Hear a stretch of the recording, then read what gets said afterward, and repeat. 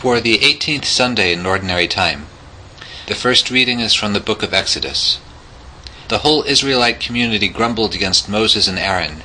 The Israelites said to them, "Would that we had died at the Lord's hand in the land of Egypt, as we sat by our flesh pots and ate our fill of bread.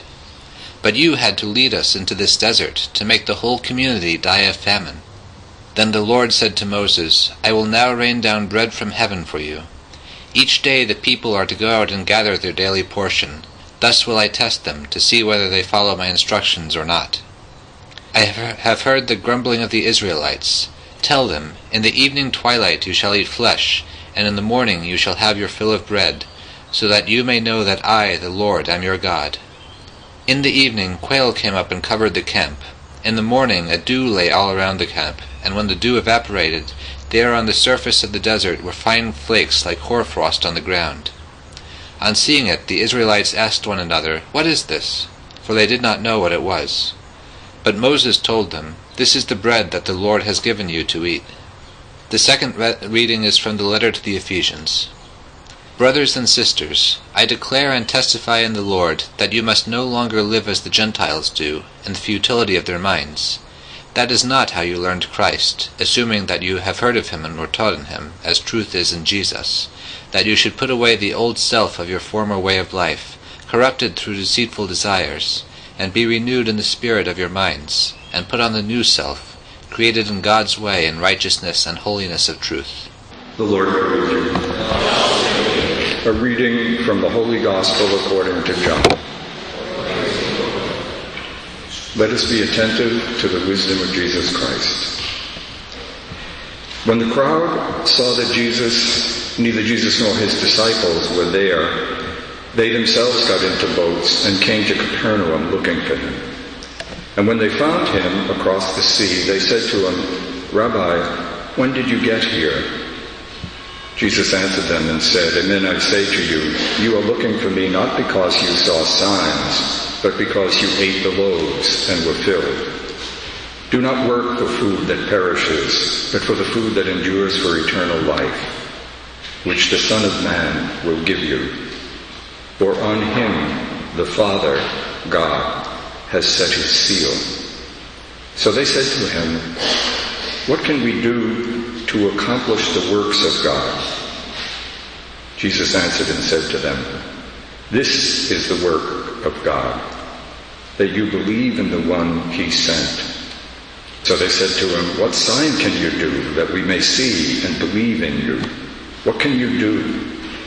Our ancestors ate manna in the desert, as it is written, he gave them bread from heaven to eat."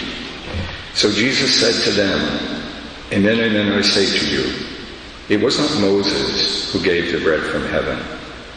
My Father gives you the true bread from heaven. For the bread of God is that which comes down from heaven and gives life to the world."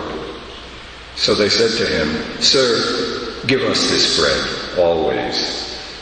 He said to them, I am the bread of life. Whoever comes to me will never hunger. Whoever believes in me will never thirst. The Gospel of the Lord.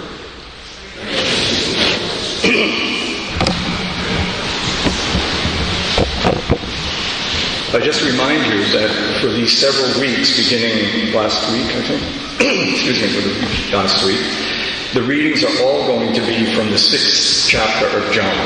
Let me remind you again, you probably know all this, but just to make sure that we're all on the same page here. The 6th chapter of John's Gospel is John's long meditation on the bread of life. I remind you, John's Gospel has no accounting of the institution of the Eucharist as he knew that they were in the Synoptic Gospels. It was in the tradition. But he doesn't recount it. He does rather what John frequently does. He meditates, if you would, on it, especially reflecting on the mystery of the Eucharist in the light of the resurrection and in the light of the history of the Israelites up until the accomplishment of that tradition in Jesus. So the 6th chapter is absolutely key to everything in John. I suggested it a few weeks ago, since we're going to be reading bits of it for the next couple of weeks, it'd be a really good thing to read it, meditate on it, pray with it between Sundays, so that you become really familiar with it.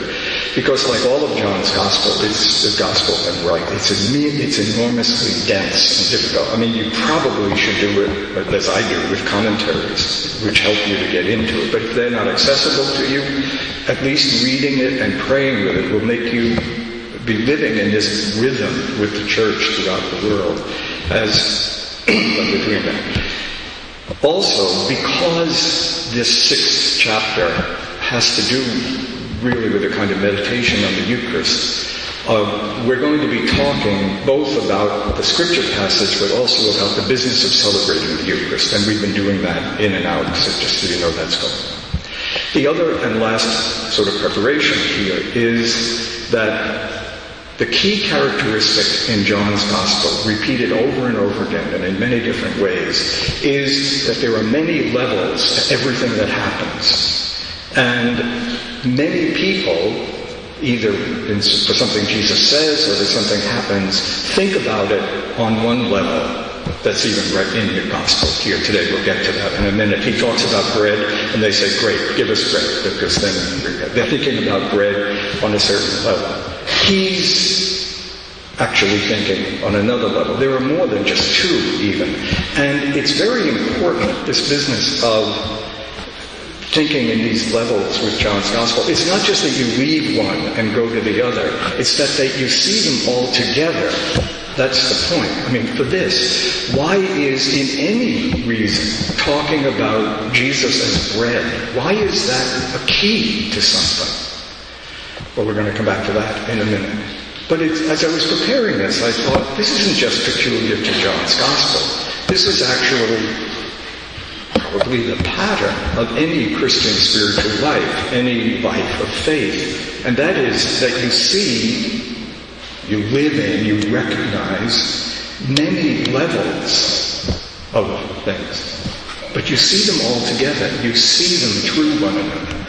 The most striking example of that, which occurred to me actually just as I was sitting here before Mass, is the death and resurrection of Christ. You don't go from the death of Christ to the resurrection.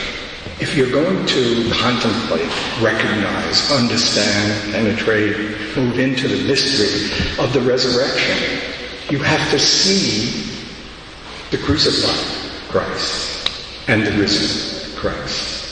And if you're going to live a Christian life, you have to see you, the crucified Christ, the risen Christ. If I want to know who I am, I must see me through the crucified and risen Christ. That is to say, there's something about my life which has to do with the real meaning of Christ's crucifixion and resurrection. And there's something the other way around. As I become more, as I more penetrate, whatever the right word is, by the mystery of the risen Christ, who is the crucified Christ, I discover dimensions of my own life, which I don't see. So this business of levels and seeing them all together is not just a kind of learned thing to do about John's Gospel, some interesting thing. No, it's the heart of the matter. So now I want to back up and talk about these two readings today, with some references to the Eucharist, how we celebrate it, but not much, mostly just the two readings.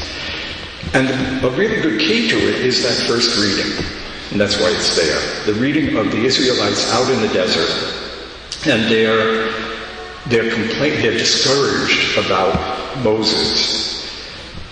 This story is not a story about being fed. Well, on one level, it's a story about being fed, having enough food to live so you don't starve to death. But there's an actually much more important other level, and let me just try to describe that to you for a minute. I think it's important to get at this, to be sympathetic to these people. You know, often we hear this story. It's a pretty familiar story. We say, they're always complaining. They complain about this. They complain about that. Now they want to go back to Egypt and all this stuff. These Israelites, were having a really hard time. Remember, they are leaving Egypt after generations and generations, probably hundreds of years. We think of them as, they're going back to the promised land, they're going home. They didn't know where they were going. And they didn't know what it meant. And they didn't know Moses very well. And Moses wasn't a very good speaker, if you remember. He wasn't somebody who could really move them. He had to get Aaron to talk to him because he stuttered all the time when he was back. And so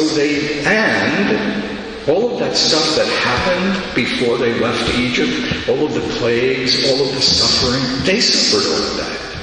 They must have been nearly scared to death. And even the famous story about the angel, their doors marked with the blood of the Paschal Lamb, and then all these people die, and they don't die, and that night they have to leave. I mean, these are all, not just accounts of literally what happened.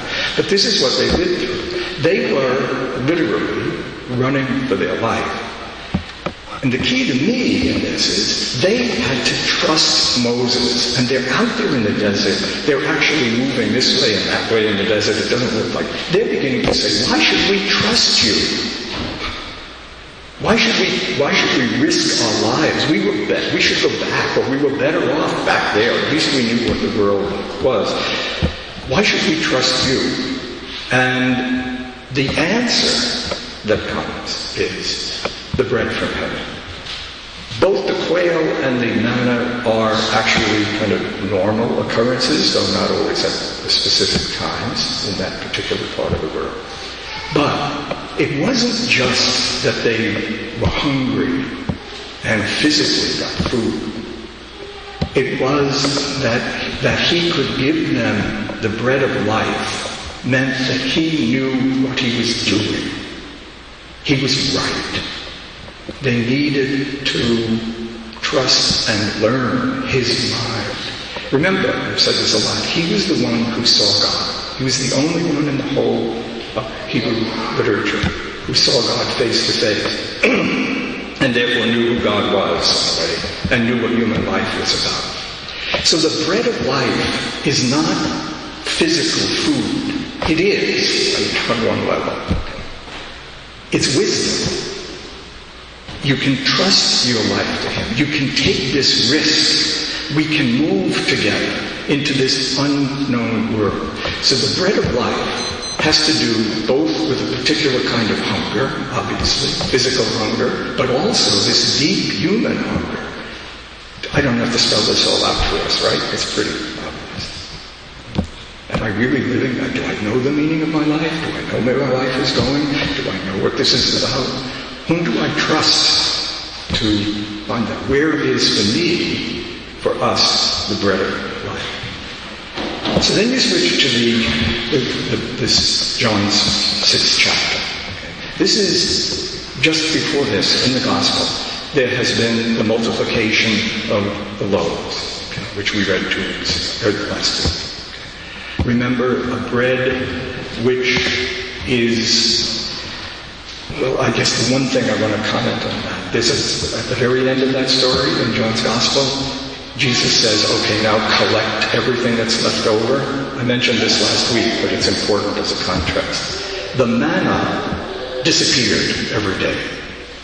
God even says in the part that Laura read at the beginning, I'm going to test them to see if they will keep my word. That is to say, I'll give them bread, but they only have it on my terms, not on their terms.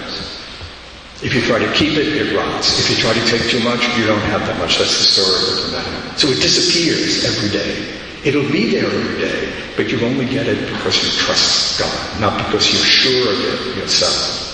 Jesus says, after he multiplies the loaves, there's 12 baskets over. That is to say, my bread will last. The end of the reading today. Whoever comes to me will never hunger. Whoever needs. Now you can think, obviously, that is not saying that if you trust yourself to Christ, you're never going to feel physical hunger again. It would be absurd to think that. And it's clear, it would be clear to anybody listening to it. And it was to the Jews because they started talking about Moses. Right? That whoever comes to him will have the real bread of life that will never fail. Because he's not just someone who saw God. and sort of knows God. He is God. And we'll come back to this in another minute. He not only gives you bread, he is the bread. You have to think about that on all the levels on which that's true. Why is the bread of life a key to who and what Jesus? Why bread? Well, obviously because there's a kind of hunger in us as human beings for which he is the food. Do I know what that is in my life? Do I recognize it? Do I recognize it in other people? What is the hunger for which? And it's not just one answer. I mean, you learned it now. Some of you, I know, are teenagers. Some of us are not, by a long shot. Okay. Still coming to understand, what is this hunger that we share? But it's also, and this is important in the story, it's also food for a journey. Again, the chronological, physical journey through life, but also two other journeys. One, an interior journey, and that's what the second reading is about. Paul to the Ephesians. He says to them, remember you have put on Christ. This is an image from his world. In the world of Paul, that kind of the Roman Empire, who you really who you really are, is yourself clothed. That's it. We live in a different world. We live in an interesting kind of world where who you really are is yourself naked. Because for us, all of these external things are kind of pretenses maybe, or roles or something. I want to know who you really are. So we wouldn't use the image, you have put on Christ as new clothes. But he's talking about your baptism. But he says, there's a journey, there's an interior journey going on in each of us. And we've talked about this a lot of times. From the self you must lose to the self you must find. That journey needs food. You can't travel that starving. I am the bread of life, he said. The bread of life, in this part of the discussion of the Eucharist, is not the body and blood that we receive. It is Christ, the divine wisdom. Christ, the bread of life for this interior journey. But it's not just an interior journey. There is another journey that we're all on together. Remember that if I really see myself through the death and resurrection of Christ, if I really recognize and long to be his companion, his disciple, then there is something going on in the world that I have a gift to contribute to. And there's something going on in the world that will be accomplished only by all of those who eat the bread of life that is Christ and recognize what their task is. How can we do the works of God? The Jews said, right? I don't know if you remember that, it was a few minutes ago. How do we do the works of God? That expression, the works of God, means God acting in the world through people. The works of God are the things God accomplishes in the world through people. Jesus does the works of God. He heals people. He teaches people. He raises people from the dead. He comforts people. The things God accomplishes in the world through people. They say to him, how do we do the works of God? And he says, the work of God is that you believe in me. That is to say, that you eat me. That you become me. Remember, whatever it is that we're supposed to be producing, we followers of Christ in the world, is not some other world. We don't live here to it's this world transfigured. It's this world transformed. What we are waiting for is a new heaven and earth. That is this creation finally fulfilling itself. It's not just a journey. It's a remarkable journey that any of us who listens to other people knows how fascinating, profound these interior journeys are. Young people becoming who they are, old people, the middle-aged. Everybody, the interior journeys are very profound, but it's not the only journey. There is the journey of the whole creation to its fulfillment, to its climax. And we have a role to play in that. Who do we trust to tell us what that role is? Where do we find the energy to make these two journeys? I am the bread of life. Whoever eats me will never hunger. Whoever drinks or comes to me will never thirst. The work to become the work of God is to believe in the risen Christ, the bread from heaven.